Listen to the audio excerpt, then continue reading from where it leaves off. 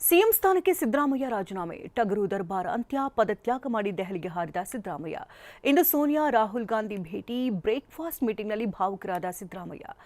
ಈ ಸುದ್ದಿಗಳನ್ನು ನೋಡೋಣ. ಸಿದ್ದು ವಿದಾಯ ಅಂತ್ಯ ನ್ಯೂಸ್ ಟಾಪ್ನಲ್ಲಿ. ಅನ್ನರಾಮಯ್ಯ, ರೈತ ರಾಮಯ್ಯ, ಕನ್ನಡ ರಾಮಯ್ಯ, ದಾಖಲೆ ಬಜೆಟ್ ಮಂಡಿಸಿದ ಬಜೆಟ್ ರಾಮಯ್ಯ, ಹಲವು ಭಾಗ್ಯಗಳ ಸರದಾರ, ಎದುರಾಳಿಗಳನ್ನ ರಾಜಕೀಯವಾಗಿ ಮಾತಿನಲ್ಲೇ ಕಟ್ಟಿ ಹಾಕ್ತಾ ಇದ್ದ ಮಾಸ್ ಲೀಡರ್ ಸಿದ್ದರಾಮಯ್ಯನವರ ರಾಜ್ಯಭಾರ ಅಂತ್ಯವಾಗಿದೆ.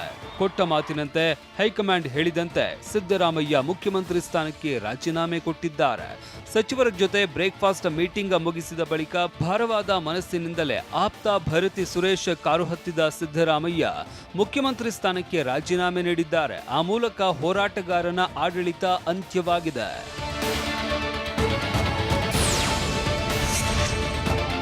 2930 ದಿನ, 2 ಅವಧಿ, 8 ವರ್ಷ 8 ದಿನ ಆಡಳಿತ ನಡೆಸಿದ ಸಿದ್ದರಾಮಯ್ಯ ನಾಡಿನ ದೊರೆಯ ಹುದ್ದೆಗೆ ರಾಜೀನಾಮೆ ನೀಡಿದ್ದಾರೆ.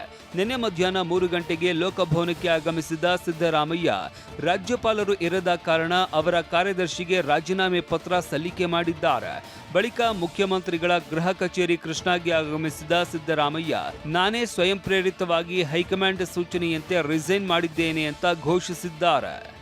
ನಾನು ಮುಖ್ಯಮಂತ್ರಿ ಸ್ಥಾನಕ್ಕೆ ರಾಜ್ಯಪಾಲರ ಭವನದಲ್ಲಿ ರಾಜೀನಾಮೆಯನ್ನು ಸಲ್ಲಿಸಿದ್ದೇನೆ. ಹೈಕಮಾಂಡ್ನವರು ಯಾವಾಗ ಸೂಚಿಸ್ತಾರೆ ಆವಾಗ ರಾಜೀನಾಮೆಯನ್ನು ಕೊಡ್ತೇನೆ ಅಂತ ಹೇಳಿದ್ದೆ.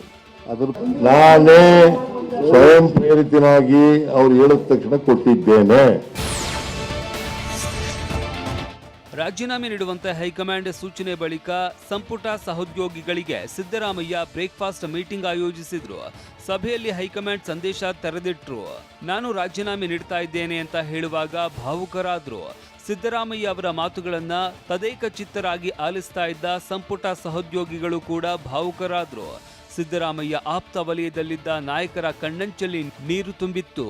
ನಾನು ರಾಜೀನಾಮೆ ಕೊಡ್ತೇನೆ ಅಂದಾಗ ಇಡೀ ಸಚಿವ ಸಂಪುಟದ ಎಲ್ಲ ಸದಸ್ಯರು ಭಾವುಕರಾದರು. ಸಿದ್ದರಾಮಯ್ಯಗೆ ರಿಸೈನ್ ಮಾಡಿ ಅಂತ ಹೈಕಮಾಂಡ್ ರಾಜ್ಯಸಭೆಗೆ ಬನ್ನಿ ಎಂಬ ಆಫರ್ ನೀಡಿತ್ತು. ಆದರೆ ವರಿಷ್ಠರ ಪ್ರಸ್ತಾಪವನ್ನ ಸಿದ್ದರಾಮಯ್ಯ ವಿನಮ್ರವಾಗಿಯೇ ನಿರಾಕರಿಸಿದ್ದಾರೆ. ಈ ಬಗ್ಗೆನೂ ಮಾತನಾಡಿದ ಸಿದ್ದರಾಮಯ್ಯ ನಾನು ರಾಜ್ಯಸಭೆಗೆ ಹೋಗಲ್ಲ, ರಾಜ್ಯದಲ್ಲೇ ಇರ್ತೀನಿ ಎಂದ್ರು. ಸಕ್ರಿಯ ರಾಜಕಾರಣದಲ್ಲಿ ಇರುವ ಸಂದೇಶವನ್ನ ತಮ್ಮ ಅಭಿಮಾನಿಗಳಿಗೆ ಕೊಟ್ರು. ರಾಜ್ಯಸಭಾಕ್ಕೆ ಹೋಗಿ ಅಂತ ಹೇಳಿದ್ರು. ನಾನು ಬಹಳ ವಿನಮ್ರವಾಗಿ ಆಗಲ್ಲ ಅಂತ ಹೇಳಿದೆ. ರಾಜ್ಯ ರಾಜಕಾರಣದಲ್ಲೇ ಇರ್ತೀನಿ. ನನಗೆ ಇನ್ನ ಜನ ಆಯ್ಕೆ ಮಾಡಿರೋದು ನನಗೆ 5 ವರ್ಷಕ್ಕೆ. ಬ್ರೇಕ್ಫಾಸ್ಟ್ ಸಭೆಯಲ್ಲಿ ಮುಂದಿನ ಸಿಎಂ ಡಿಕೆ ಅಂತ ಸಚಿವರಿಗೆ ಸಿದ್ದರಾಮಯ್ಯ ಮಾಹಿತಿ ನೀಡಿದ್ದಾರೆ ಎನ್ನಲಾಗಿದೆ. ಆದರೆ ಈ ಬಗ್ಗೆ ಸುದ್ದಿಗೋಷ್ಠಿಯಲ್ಲಿ ಕೇಳಿದ ಪ್ರಶ್ನೆಗೆ ಸಿದ್ದರಾಮಯ್ಯ ಹೈಕಮಾಂಡ್ನತ್ತ ಬೊಟ್ಟು ಮಾಡಿದ್ದಾರೆ. ಮುಂದಿನ ಮುಖ್ಯಮಂತ್ರಿ whatever legislative party takes a decision, High Command takes a decision, you will be the chief minister. Whatever legislative party takes a decision, Congress legislative party takes a decision, and High Command takes a decision, he will be the chief minister of the state. ಮುಂದಿನ CM ಯಾರು ಎಂಬುದನ್ನ high command ನಿರ್ಧರಿಸುತ್ತೆ ಅಂತ ಸಿದ್ದರಾಮಯ್ಯ ಹೇಳಿದ್ದಾರೆ. ಆದರೆ ಮುಂದಿನ CM DK Shivakumar ಅಂತ ಹೇಳಲಾಗ್ತಾ ಇದೆ. ಯಾಕಂದ್ರೆ ಕಳೆದ 3 ವರ್ಷಗಳಿಂದಲೂ ಇಬ್ಬರ ನಡುವೆ ಅಧಿಕಾರ ಹಂಚಿಕೆಯಾಗಿದೆ ಎಂಬ ಮಾತುಗಳು ಹರಿದಾಡ್ತಾ ಇದ್ವು. 2.5 ವರ್ಷ ಮುಗಿತಾ ಇದ್ದಂತೆ ಪವರ್ ಶೇರಿಂಗ್ ವಿಚಾರಗಳು ಬಾಂಬ್ನಂತೆ ಸಿಡಿದಿದ್ವು. ಈ ಎಲ್ಲ ಬೆಳವಣಿಗೆಗಳ ನಡುವೆ ಕಳೆದ ಭಾನುವಾರ ಹೈಕಮಾಂಡ್ ಸಿಎಂ ಸಿದ್ದರಾಮಯ್ಯಗೆ ಕರೆ ಮಾಡಿತ್ತು.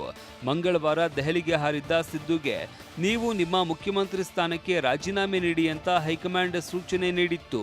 ಅಂದಿನಿಂದ ಮೌನವಾಗಿಯೇ ಇದ್ದ ಸಿದ್ದರಾಮಯ್ಯ ಹೈಕಮಾಂಡ್ ಮಾತಿನಂತೆ ಮುಖ್ಯಮಂತ್ರಿ ಸ್ಥಾನಕ್ಕೆ ರಾಜೀನಾಮೆ ನೀಡಿದ್ದಾರೆ.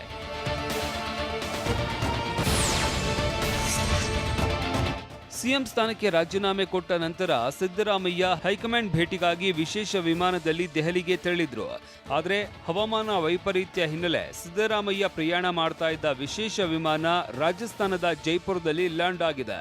ಸಿಎಂ ಜೊತೆಗೆ ರಾಜ್ಯ ಕಾಂಗ್ರೆಸ್ ಉಸ್ತುವಾರಿ ಸುರ್ಜೇವಾಲಾ, ಸಚಿವರಾದ ಕೆಜೆ ಜಾರ್ಜ್, ಭರತಿ ಸುರೇಶ್, ಶಾಸಕ ಎಎಸ್ ಪೊನ್ನಣ್ಣ, ಎಐಸಿಸಿ ಕಾರ್ಯದರ್ಶಿ ಅಭಿಷೇಕ್ ದತ್, ಯತೀಂದ್ರ ಪ್ರಯಾಣ ಮಾಡ್ತಾ ಇದ್ರು. ಜೈಪುರ ಏರ್ಪೋರ್ಟ್ನಲ್ಲಿ ಸಿದ್ದರಾಮಯ್ಯ ಅಶೋಕ್ ಗೆಹ್ಲೋಟ್ ಭೇಟಿಯಾಗಿ ಚರ್ಚೆ ಮಾಡಿದ್ದಾರೆ. ರಾಜಕೀಯ ಜೀವನದುದ್ದಕ್ಕೂ ಹೆದರದೆ ಅಂಜದೆ ಮುನ್ನುಗ್ಗಿದ ಹುಲಿಯ ರಾಜೀನಾಮೆ ನೀಡಿ ಮತ್ತೆ ದೆಹಲಿಯತ್ತ ಮುಖ ಮಾಡಿದ್ದಾರೆ. ಇಂದು ದೆಹಲಿಯಲ್ಲಿ ಸಿದ್ದರಾಮಯ್ಯ ರಾಹುಲ್ ಗಾಂಧಿ, ಸೋನಿಯಾ ಗಾಂಧಿ ಭೇಟಿ ಮಾಡಲಿದ್ದಾರೆ.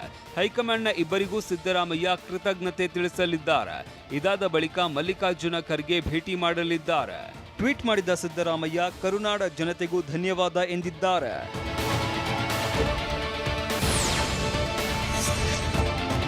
ತಾನು ಸಕ್ರಿಯ ರಾಜಕಾರಣದಲ್ಲಿ ಇರ್ತೀನಿ, ಕೋಮು ಶಕ್ತಿಗಳ ವಿರುದ್ಧ ಹೋರಾಡ್ತೀನಿ ಅನ್ನುವ ಮೂಲಕ ಸಿದ್ದರಾಮಯ್ಯ ಅಹಿಂದ ವರ್ಗದ ಅಸಮಾಧಾನವನ್ನ ತಣಿಸುವ ಪ್ರಯತ್ನ ಮಾಡಿದ್ದಾರೆ.